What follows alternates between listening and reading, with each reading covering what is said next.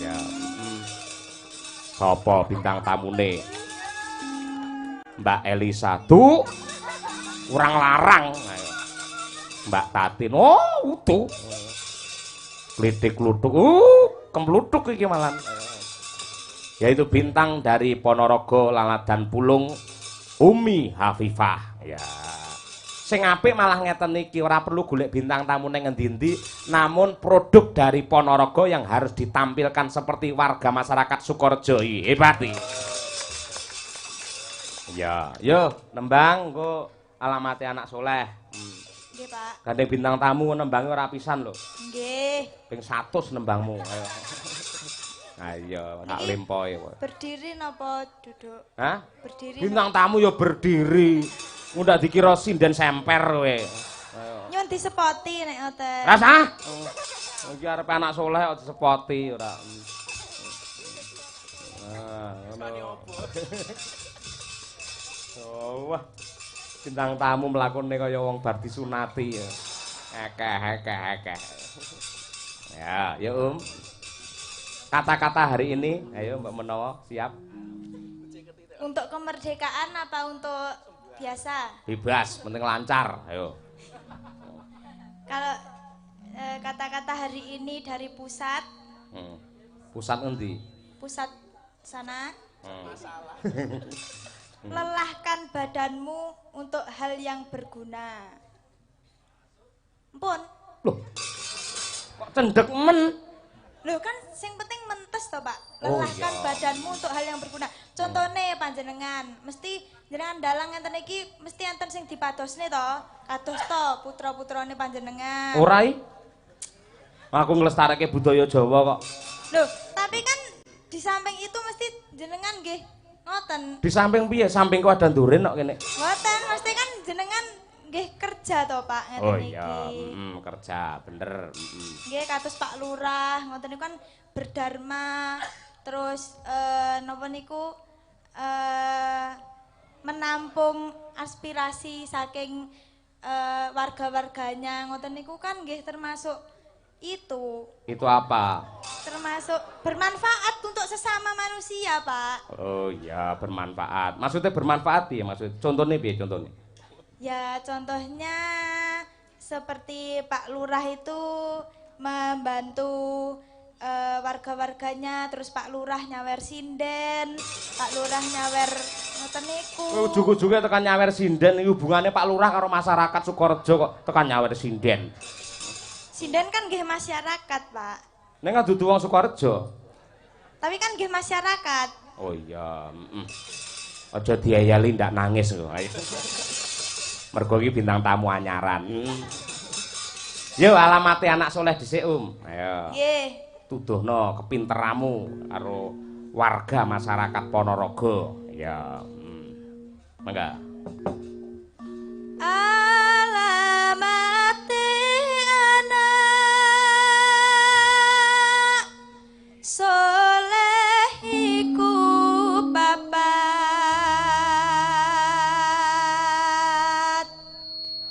badane mukmin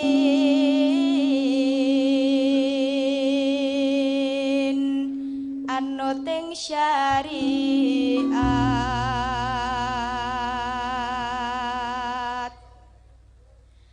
kang dingin lisane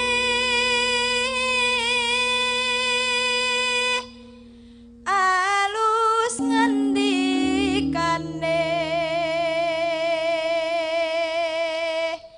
kapindo mulyaken ing wong tuwane.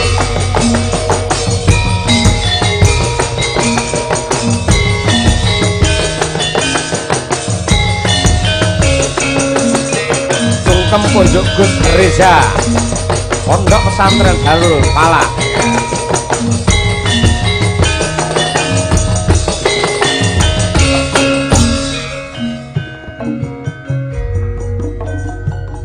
Alamate anak soleh iku papat badane mukmin anut ing syariat kang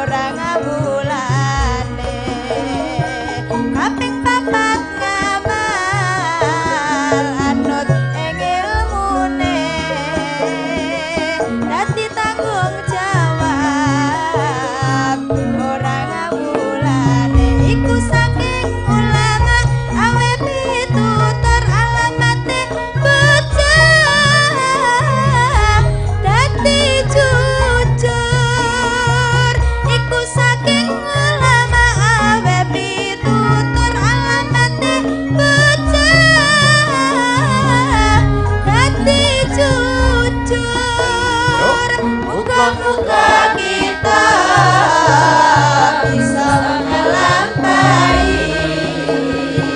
dunia akhirat tanah bumi lain. Muga-muga kita bisa melampai dunia akhirat tanah bumi lain.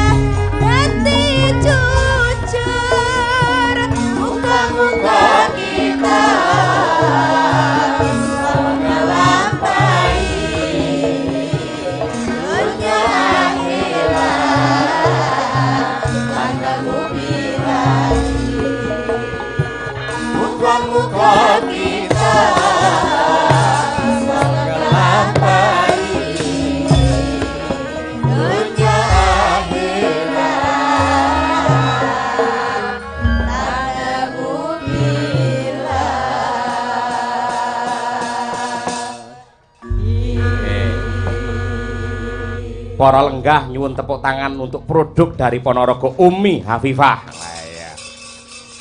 Ah, sinden pusat ya. Elak tenan. Kok rene ki ngapa? Bintang tamu ya begegek ning ngarep terus. Meleh to, Pak? Arep lungguh ora. Kula iki tenek sampun Ora iso wong sesuk bayar ramu karo kancane beda kok. Lho kan kacek selawe. Kacek selawe. Ora ya, kacek 20. Lah iya. Nggih. Iki pamundhute sapa jenenge saking Pak Lurah karo Pak Sunarto mau ngersake nyidam sari. Oh nggih. Nyidam iki tegese pepinginan yang sangat suci, sari adalah hal yang penting. Sing penting ya kuwi kanggo warga masyarakat ing Sukorejo tetep manunggal nyawiji. Wah iya. Tak golekne kanca. Mbak Diajeng Chandra Mulya men turun panggung. Ya. Cublak suweng. Yuk, ketos.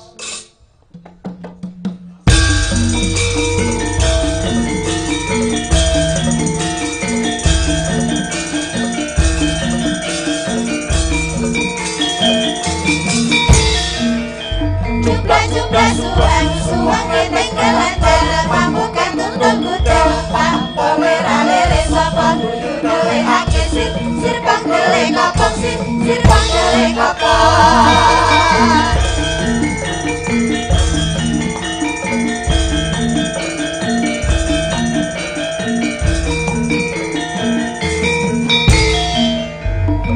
Sudah suwan ngepek kelantar pamuka tunda-tunda paham kowe ra lere sapa guyu dele ake sir pandele kopong sir pandele kopong sir pandele kopong. Luar biasa sinden loro iki menik-menik kaya benik atom kabeh. Lek si Umi iki pancen ya sik mahasiswi, ya isih bocah bau kencur. Ayo. Lek Mbak Diajeng Candramulya, Mbak sik cilik ning parandene wis rabi. Wis palakrama. Mula tak kek rambu-rambu pisan aja nganti para penonton mligine sing nom-nom iki kedanan karo wong sing wis duwe bojo. Ayo. Mbak Ayu kaya ngono ning kuwi wis rabi. Ayo. Ya ta, Nak? Kudu tak awer-aweri ngono lek nganti padha kedanan karo awakmu lek ya salah alamat niku. Lah nek sing wis duwe bojo kedanan karo prawan? Maksudmu? Gak apa-apa. Maksudmu? Nek sing wis duwe bojo kedanan wong karo lanang prawan. bojo. Nek wong lanang duwe bojo kedanan karo prawan. Loh, kari prawane piye sik kuwi? Loh, pripun prawane? Loh, nun sewu tegese wong lanang lak wayuh to bakale kuwi. Heeh. Wayuh kuwi ora dosa. Nggih. Mergo nuwun sewu, ya to. Wayuh itu adalah salah satu penyelamatan untuk wanita di dunia.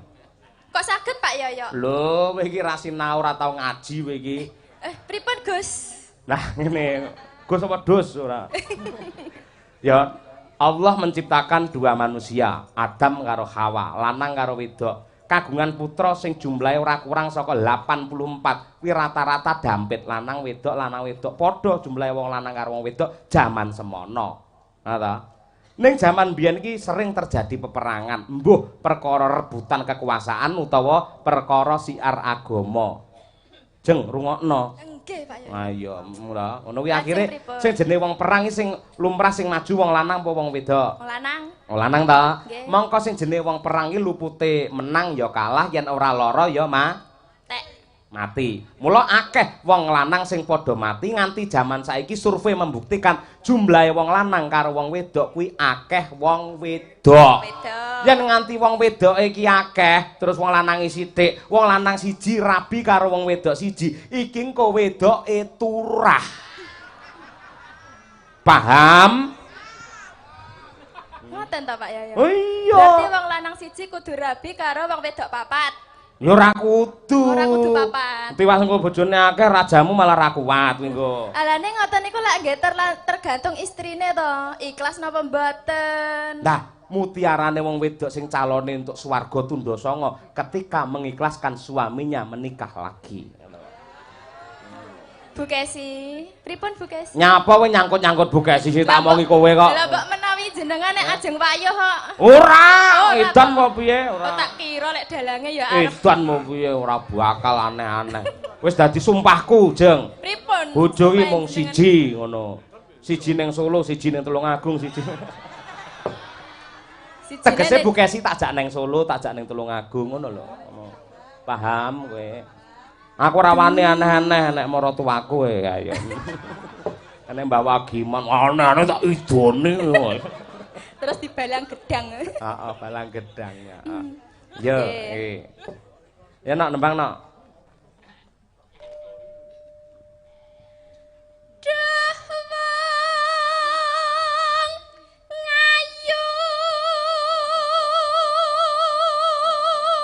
Nyapa to sinden dadak sikile iki dijokne sisih ngopo kaya mau lho. Ngeten niki ki ben ora ben ra ndrawes apane swarane ki ben ora ngono lho Pak. Ben iso Oh. cilik. Oh, dikempit to. Ayo. Dikempe. Welah, kuwi para mencep kok lek mah. Lah nek wong wedok ngene iki ra masalah ra ono sing ganjel kok. Ora oleh kaya ngono kuwi. Eh, Kene iki nggen pondok pesantren iso gonjak-ganjel ora. dengkule iki mau lho Pak nek ngene iki biasa. Oh, Dengkule iki lho, dengkule. dengkule. Oh iya, bener.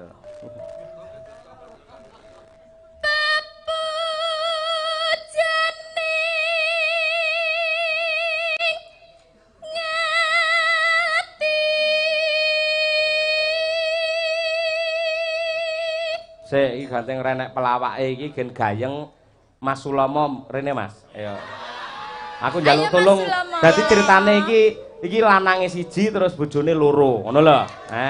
Mas Sulomo ning tengah, ngono ta. Ayo kakak Mas Tio, ayo. sini kakak Tio. Pokoke ceritane sing gandrung sing wedok lho, ning sing lanang gayane kaya moh ngono kuwi lho. Oh, ngono. Modele karo wong wedok ra kengguh ra gumun kaya aku lho modele. Ayo. Ya ta. Kaya wae ora tenanan. Wah iya kaya. Ya Masul, ayo kene Mas Masul. Sul. Ayo. Ora perlu omong apa-apa, cukup sedakep ning tengah meneng ae. Ayo. Wis kaya cakak gendera lho. Ayo. Ayo Masul kene. Oh. Tak golekne salah satu pengrawit utawa wiyaga sing putihe kaya Cina. Ayo.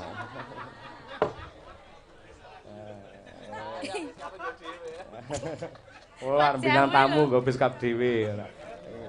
Saiki Umi ngrayu. Ayo, Ayo. Kaya Kethek. Piye kek aku lali cakepane apa to? kaya ngene. Oh, kaya ngene to. Sorry lali aku. Disenggol. Nah. Kaya ngene. Wong nandang sik to kene. Asmara.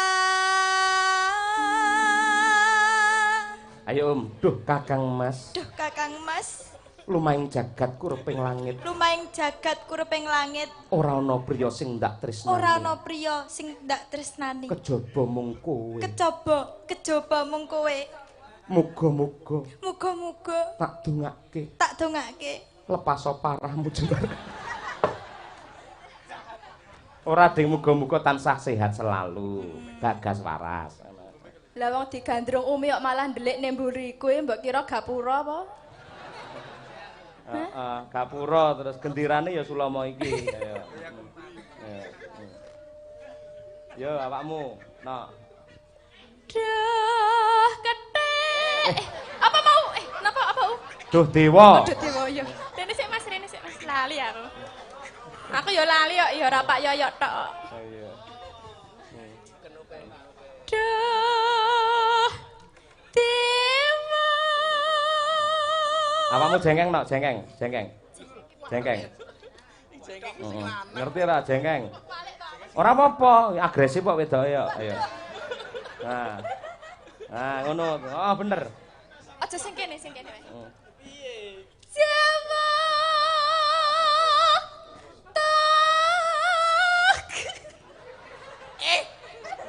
Lah mbok nyoh-nyohno.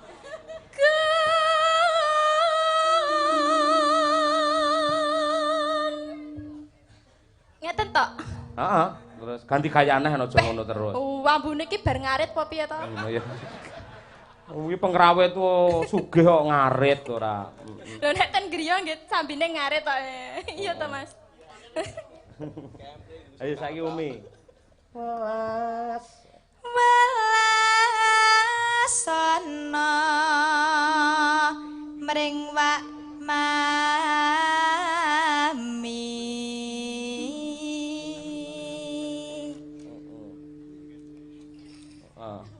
Ayo to. Besok ayu to. Wong sik umur semono bisa ayu to. Senengane kok ngajak. Kleru sambung wanci dalu. Besok kapan katekan? Nah. Cet. Nah, apik. Lan wong. Umi, Bagus.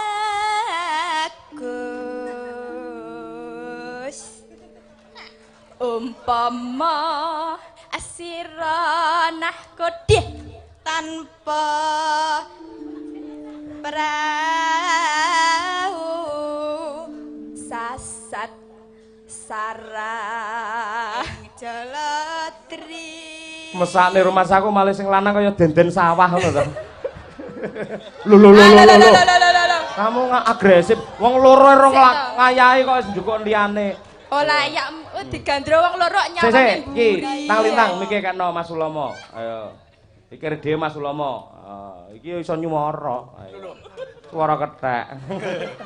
Suara anu ding penggirong. ngidam sari as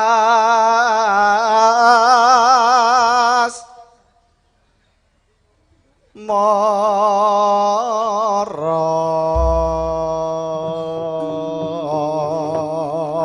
apik tak kira meh kleru ya cakepamu ngidam sari as wajik kayak asmara pinter iki Mas Sulomo ya penggirong hebat luar biasa kok ya Makasih Mas Sulomo. tetep digandrung ayo ya Tetep gandrung. Joget. Joget ya. aja joget Lah piye? napa niki Pak pripun apa pripun niki ngarita ora ya pokoknya digandrung no ayo Lah apa aku tak nembang sampean mere. Ora. padake munyuk saka mere ora. Yo angkatan diajeng. Ya.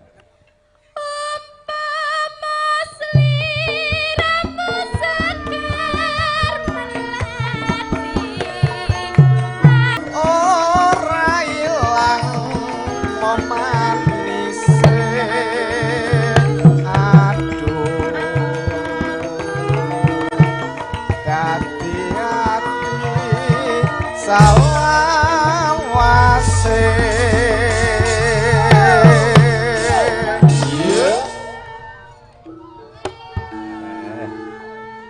Bojo loro dasare suarane apik kabeh. Ngungkrum ning taman Sukosewu. Ayo. Dasare ya sing wedok cantik-cantik, sing kakung ya gantenge Jatmika ora umum. Ayo. Dipangku ning gazebo Taman Sukosewu. Bar kuwi diparani Bang Plecit. Ayo lari lho ayo. Ya nak diajeng. Ya.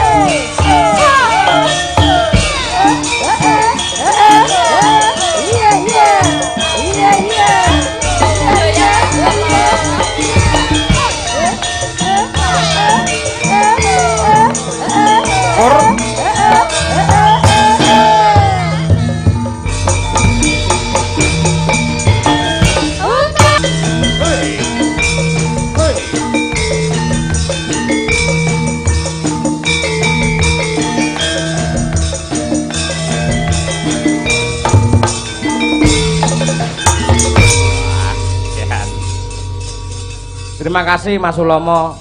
Iki ora kok penghinaan ora. Mas Sulomo. Tondo tresno. Sampeyan kersa dadi boneka permainane cah wedok loro mau. Nggih, nggih. Nggih, makasih nggih. Nggih, nggih. Nggih. Pak Dalang. Nggih.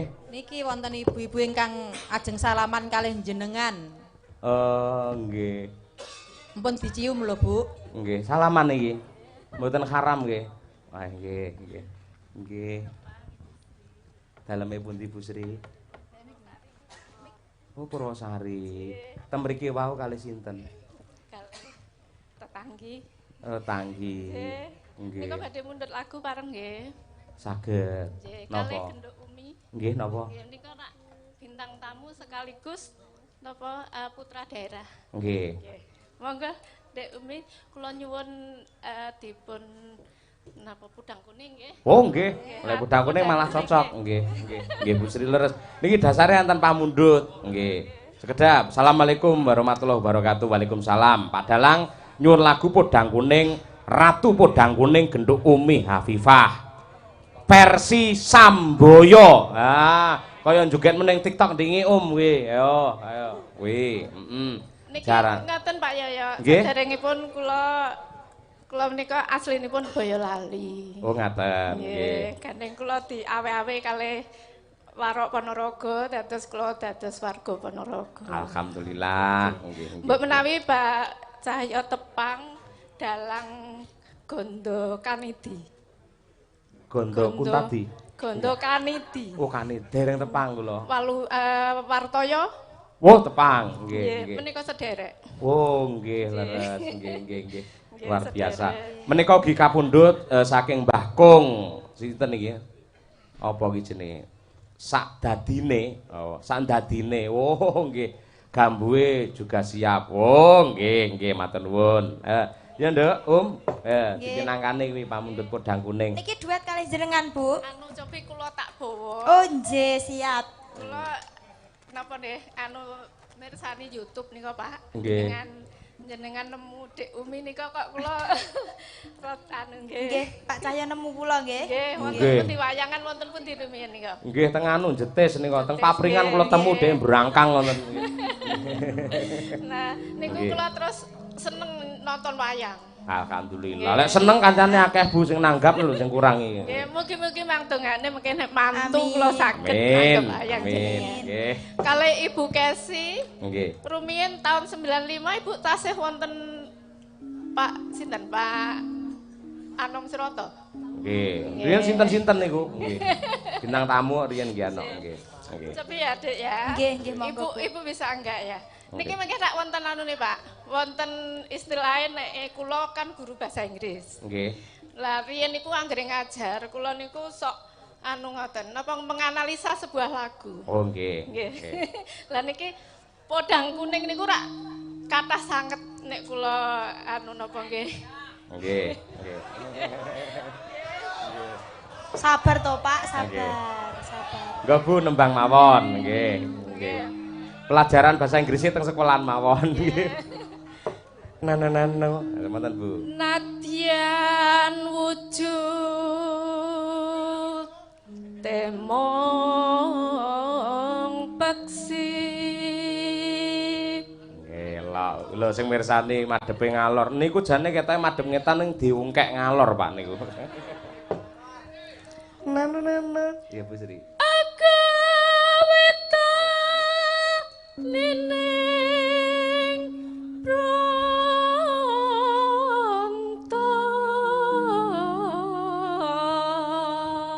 Nyolong petek lho Bu jenengan niku. Jenengan niku asline napa sinden? Kok saged ngeplek kalih cengkok kula? Jenengan kula saged. Nggih. Oh, ngoten. Heeh. Nggih. Alus manis nyengsem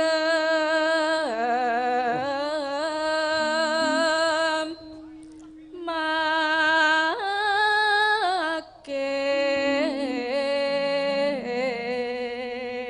Belokno ya, suarane kaya Umi tenan kok. Heeh.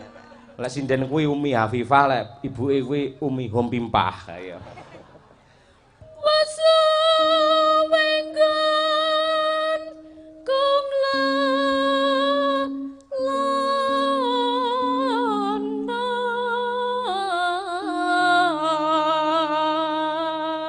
Wah, leng grantes Bu. Ayo. No.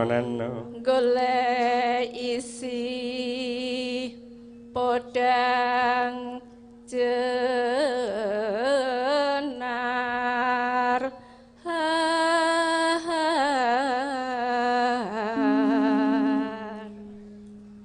Nana. Iba bunga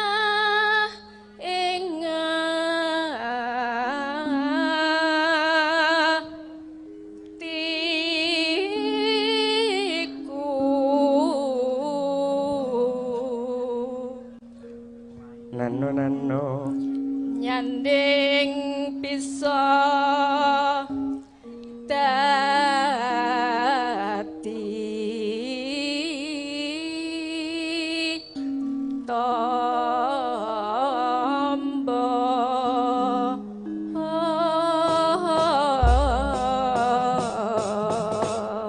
Luar biasa, nyuwun tepuk tangan untuk Bu Sri. Ah, nggih. Sae sanget Bu, nggih luar biasa. Nggih.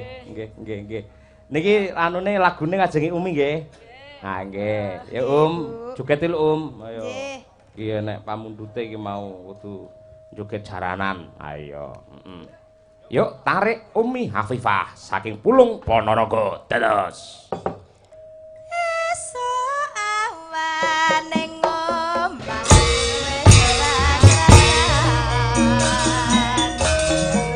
luyuran nang goleki sing tak sayang mubeng-mubeng miderengku goleki ora ngrasa esuk goleki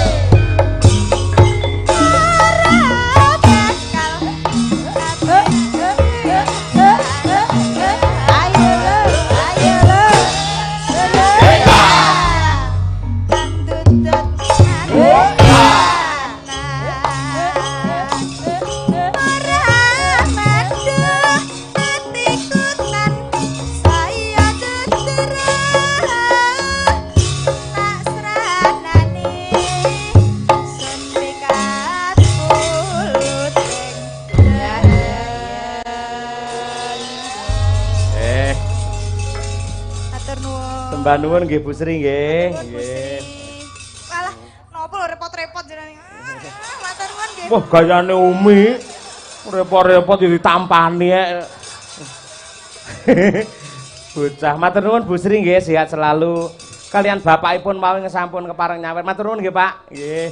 Mugi-mugi dados amal panjenengan, sembah nuwun. Wah, Mbak Wagiman joget. Ampun, Mbak. Semara tuwa kok nggih. Nggih. Terima kasih. Iki mau kejaba ngersake podang kuning uga gubuk asmara. Wah iya. Coba Mbak Winong karo Mbak Trihastuti Retnawati. Ayo. Menengo. Mangga-mangga Mbak Winong lan Mbak Tuti aturan mriki penontone wis ngenteni gubuk asmara wis dadi ati Mbak Tuti Winong. Iya jos-jos iki. Lek Winong iki joget jaranan malah apik iki mergo iki cah Tulungagung. Ya, jebolan saka Sapitri Putra. Ya, biyen dadi akhirnya tak tambani terus tak napas buatan ya toh. Akhirnya mari sekolah ning Solo. Selamat malam Winong, nawangse. Nggih, good night. Pak. Naiki sapa? Ku naik. Nah, napa, Pak? Good apa? Good evening nggih nggih kenging. Good night nggih kenging. Alah wae iki cah Tulungagung rek kae dadak bahasa Inggris barang ngopo. Mboten napa-napa to, Pak. Lah bahasa Inggris kan bahasa internasional, Pak. Iya, ning awakmu lak kuliah ning UNS apa jurusanmu? Pendidikan bahasa Jawa. Lah iya basa Jawa sing apik malah top kowe. Aja basa Jawa nun sewu ngono ta ya. Ayo. Pripun, Pak? Nyuwun sewu, pripun? Hah? Lah awakmu sing Niki kan anu matur napa? Oh wis pokoke menyapa para penonton semua nembane iki lho. Ayo. Nyuwun sewu para penonton. Wilujeng dalu sugeng midhangetaken. Kowe esuk lek omahmu kobong mendhi ndang tek caramu ngono kuwi. Lah Omahmu kobong nggo ngono kudu lek kobong tulung-tulung lah kowe ora kobong. Nyuwun tulung griya kula kobong. Entek omahmu nggo. Dadi komandan upacara ya ora apik, kudune lek ya Pada pemimpin upacara, hormat, gerak kepada Sang Merah Putih, hormat, gerak mendhe ya kepada Sang Merah Putih. Ora semangat no, ora. Mboten Pak, kula memang kalem-kalem ngoten niku senengane. Anu, maksudnya ngenten lho Pak. Kalem der ngono Pak. Maksimale mengke. Lah iso der iki aku melu seneng lek nganti kalem sek lho piye iki. Mboten Pak, maksimale mengke to Pak, klimake mengke maksudnya. Oh, klimake keri ngono ya. Nggih, terus kalau riyen ngoten lho Pak. Bener lek pertama wis cepet biasane ndang bar malan. Rale ngoten lho Pak, rale. Ral. Nggih. Oh iya. Wis arep ral karepmu ora. Mbak Trihastuti Retnawati, aduh, kamu itu semakin lama semakin malam kok tambah cantik saja. Ayo. Terima kasih Pak Cahyo, sugeng dalu. Ning aja nyedak-nyedit mburimu Pak Lurah lho, nyedak-nyedit ora. Pak Lurah ngapunten nggih Pak Lurah, mboten napa-napa to Pak. Lah niki tontonan to Pak, nek kula madhep mriku kan ya jenengan kan ya lah rada entuk. Lah kesuwen nyediti Pak Lurah suwi-suwi bengkok entek Pak Lurah, ngerti ra? Pak Lurah. Selamat malam. Pak Lurah. Tak kuoprok ora sopan ora. Mboten napa-napa to Pak. Anjir, selamat malam Pak Lurah. Anjir. Pak namung klenyam-klenyemi ongel gitu Pak Yoyo. Angel piyayi kaya ngono kok ya. Engko tak goleki nomor WA-ne anu. Ongel banget, ongel. Pak Lurah. Nah iya, pancene piyayi sing digoleki karo masyarakat Sukorejo ngono kuwi. Diam, tenang, namun menghanyutkan ngono. Nah, diam-diam meresahkan seperti saya. Kuwi lek kowe meresahkan ora ayo. Ki ana pamundhut ki gubuk asmara. Dibawani sik. Ayo. Nah. Selamat malam Mas Dar. Iya. Itu adalah sapaan wajib buat Mas Dar. Lah iya toh. Heeh. Lama tak jumpa. Iya.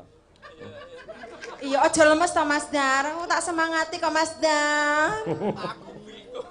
Lah iya, malah gila lho tik ngono iki ora. Seneng kok njaluk kok Pak Yoyo. Ndek mau nang bis kok ngono-ngono ya Tut yo ngoten kok ya. Oh iya, aku ya seneng kok tik aku ngono kuwi. Ndak coba, ayo. Hanyingkar.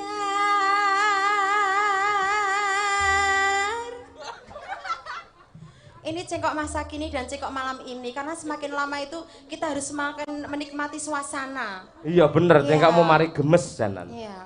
Jan kemampleng ngono lho modele. Oh, urung-urung dikampleng. Mbok ndang aku dikampleng Pak Yoyo. Moh, ora. Ndang. Hanyingkar, hanyingku.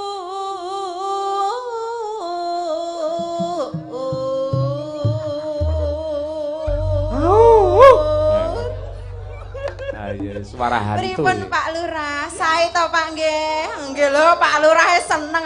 Aku seneng banget Pak Lurah. Ora ngerti kok Pak Lurah pancen ngene ning mengo Pak Lurah langsung ngene ya mau.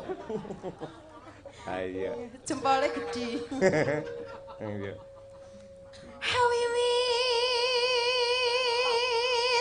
tani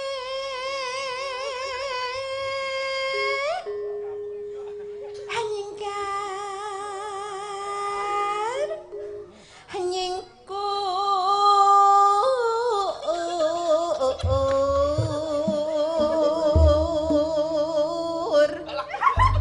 Aku pemoran dalang tak kon rene tak idoni kok tuti ora. Aja kemanyek-kemanyek diapik-apikke ora pekewo dipirsani karo Gus Idam ning kene iki lho ora. Pak Gus Idam Larso. Selamat malam Gus Idam. Nah, Ambene. Nika saged WA lho, ndek wingi WA kalih Winong lho Pak Yoyo. Iya ning isone kan voice note e.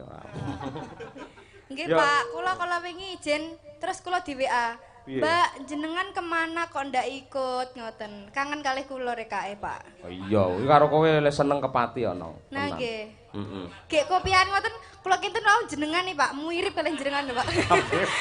Kowe madakne aku karo Larso to ora. Pancen tak pacaki bocah kuwi ora. Ayo nggih sarung, ayo ngangge hem. Kledang anu kados Pak Yoyo ngoten. Ternyata Mas Larso. Ayo, tiwas karo ambung ya mau. Ayo. Ya nang. Awakmu genti nang.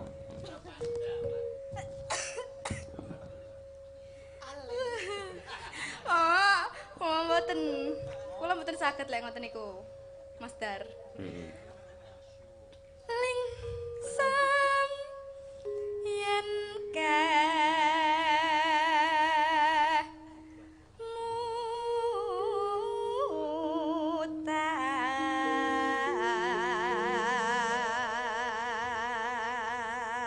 Lho ngene iki ti apik, prasaja ning nyenengke. Dasare ya Winong ya ayu, prasasat kaya Bathari Kumud Ratih. Lah nek kula kados napa Pak? Iya. Komodo. Ya komodo nyaplok sampean to ya. Ah iya, kowe komodo wedok aku lanang. Tak caplok ya. Karo wong lanang le ganas ora. Sik Tuti. Piye dalem Ibu? Kowe iki apa ora duwe perasaan? Ya Allah Ibu. Aku ki bosmu lho. Inggih ngertos Kok Ibu. nyaplok Pak Yoyo. Pak Yoyo iki bojoku lho tak pecat lho kowe aneh-aneh. Mbak jenengan mboten ketinggal ndek wau. Lho malah ora ketinggal musindan semono gedene padake lembut apa piye ora. Wah, jan bangsat awakmu. Ibu, ayo mulai liar nang Mbak Kesi liar malam ini. Wis. Bene ya. Ayo. Ya aku panas lho kowe. Ya cemburu ta Bu Kesi cemburu sama saya. Enggak, ora cemburu karo kowe tak liarke wisan. Padane kewan ora. Ya nang. Lelampahan kang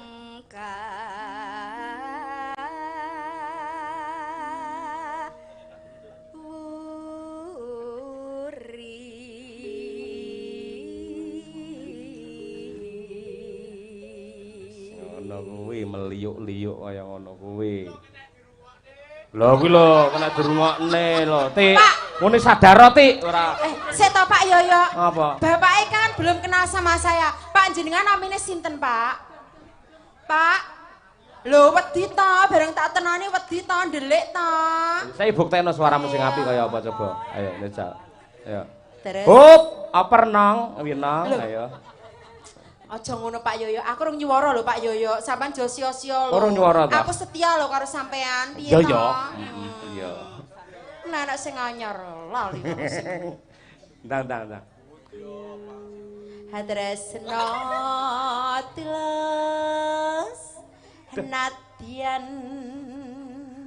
henengku beb as hamara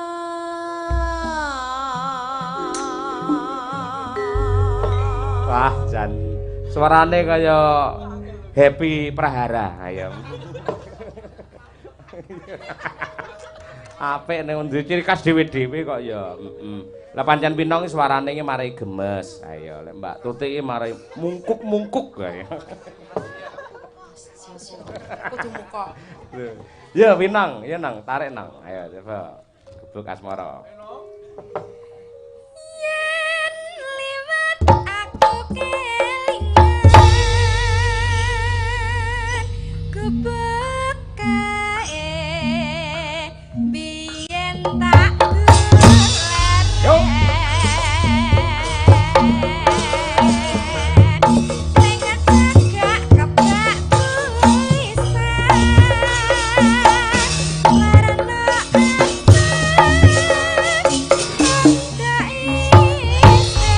Pinong meneh.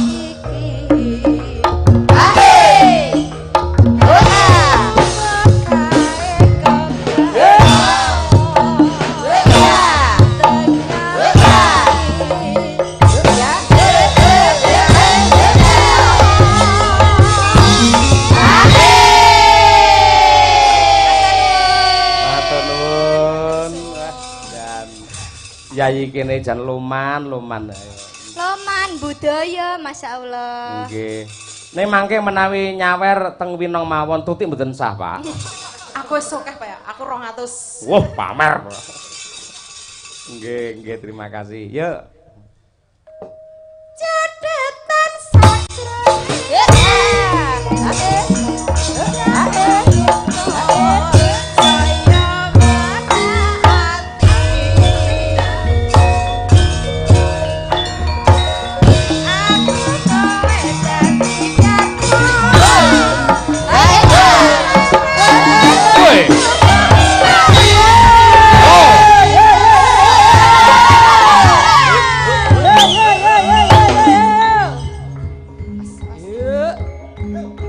Dadi.